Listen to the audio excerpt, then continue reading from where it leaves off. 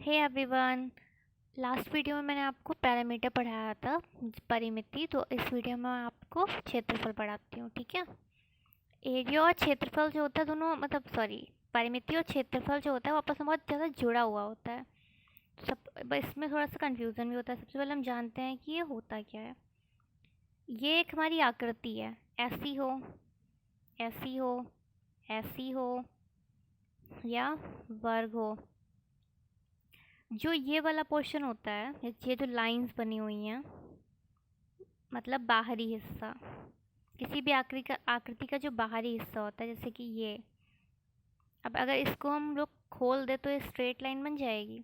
तो ये जो हिस्सा होगा जिससे ये सर्कल बना है, या ये जो लाइंस बनी हैं यहाँ पर, ये लाइंस, इसको हम क्या बोलते हैं?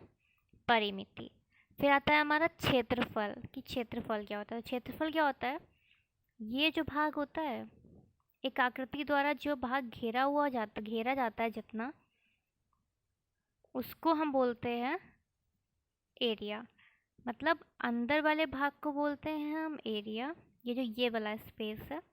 और जो बाहर वाला भाग होता है, जो लाइंस होती है हमारी, उसको हम बोलते हैं परिमिति। ठीक। अब आते हैं हम यहाँ पे, देखिए मैंने आपको डेफिनेशन भी लिखा हुआ है। किसी आकृति द्वारा घेरा हुआ स्थान उसका क्षेत्रफल कहलाता है। आकृति में छायांकित भाग आकृति का क्षेत्रफल है। ये आपकी आकृति है, इसे मैंने ये लाइंस खींच दिया है, मतलब छायांकित है। ये जो अंदर का पोर्शन है ये आपका क्या हो गया? एरिया। इसकी जो बाहर की लाइंस हैं वो क्या होती है? परिमिति।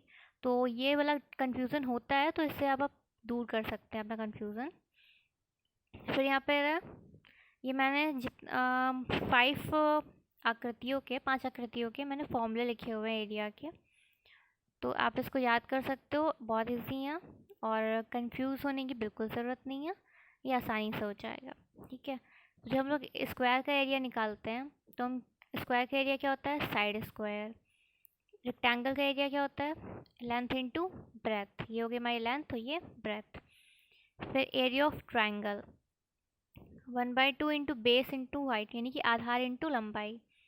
आधार होता है हमारा नीचे वाला और लंबाई होती है ये, तो वो आप लिखोगे। फिर आता है area of circle, pi into r square is equals to pi, या फिर पाई इंटू त्रिज्या का स्क्वायर। त्रिज्या क्या होती है?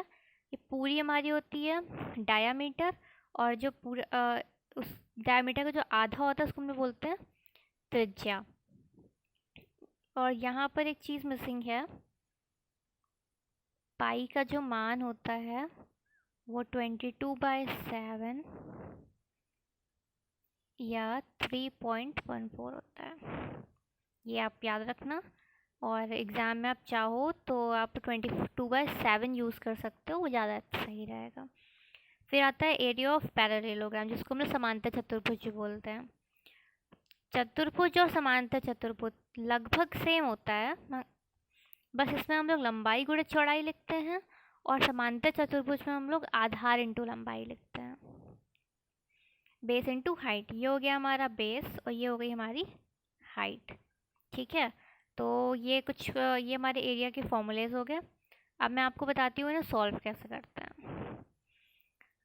इसमें भी दो या 3 टाइप के क्वेश्चंस आते हैं, मैं आपको वो बता दे रही हूँ।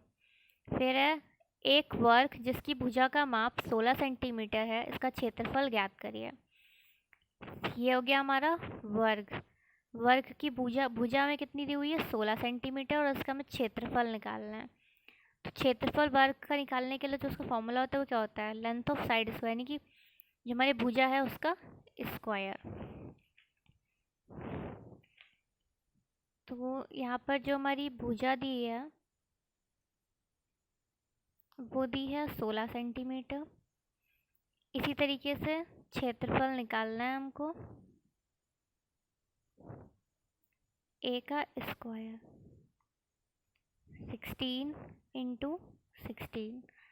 इस चीज़ का बहुत ख्याल रखना है कि अगर ए स्क्वायर का मतलब क्या हुआ? ए इंटू ए, और जो 16 सेंटीमीटर है ये क्या हो गया? ए। तो एक बार ए लिखेंगे तो 16 सेंटीमीटर, और एक बार ए लिखेंगे तो 16 सेंटीमीटर। अगर आपको ये, जैसे कि अगर आप डायरेक्ट लिखना चाहते हो तो भी लिख सकते हो, और अगर आपको लगता है कि आप गलत कर सकते हो, ये आपकी यूनिट गलत हो सकती है, तो आप इसको पूरा पूरा लिखो। 16 इंटू 16 करोगे तो 256, और सेंटीमीटर इंटू सेंटीमीटर करोगे तो स्क्वायर। क्षेत्रफल जो आता है वो हमेशा स्क्वायर में आता है, जो आपका आयतन आता है वो हमेशा क्यूब में आता है, जैसे कि सेंटीमीटर क्यूब लिखा होगा, और जो आपका पेरीमीटर आता है वो हमेशा सेंटीमीटर में आता है। एरिया सेंटीमीटर स्क्वायर या मीटर स्क्वायर, मतलब स्क्वायर में आएगा।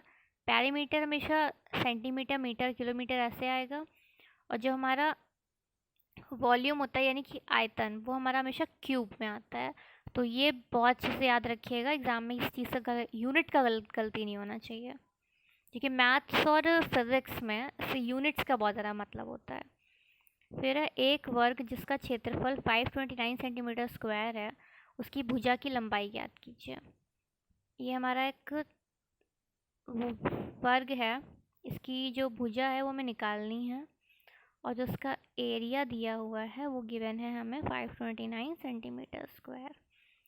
अब सबसे पहले हमें क्षेत्रफल का जो फॉर्मूला होता है वो लिखो। ए की वैल्यू पता नहीं है, ऐसे ही लिख दो। ए कितना दिया है हमको, 529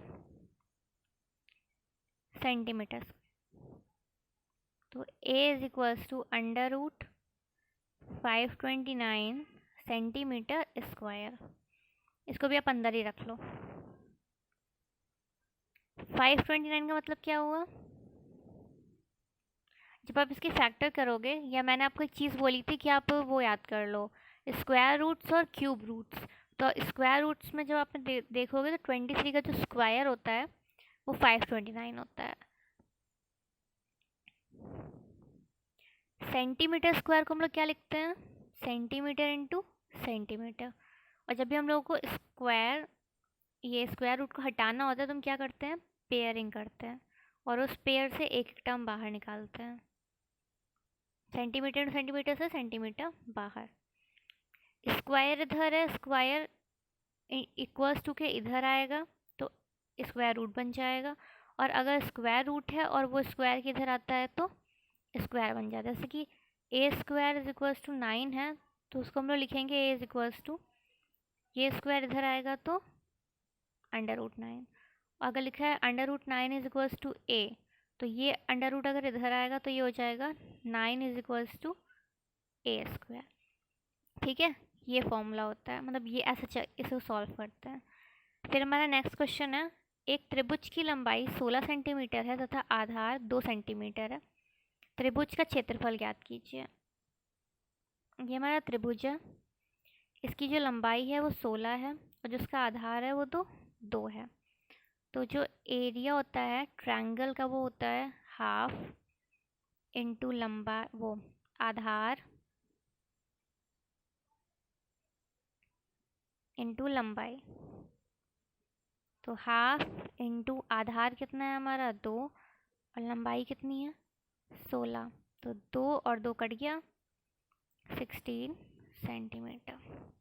ये हमारा आंसर आ गया। ठीक है, तो आप बाकी के जो ऐसे क्वेश्चंस हो जिसमें आपको क्षेत्रफल निकालना हो या परिमिति निकालना हो तो आप वो सॉल्व करिएगा। फिर अगर आपको कोई डाउट हो तो आप पूछ लीजिएगा।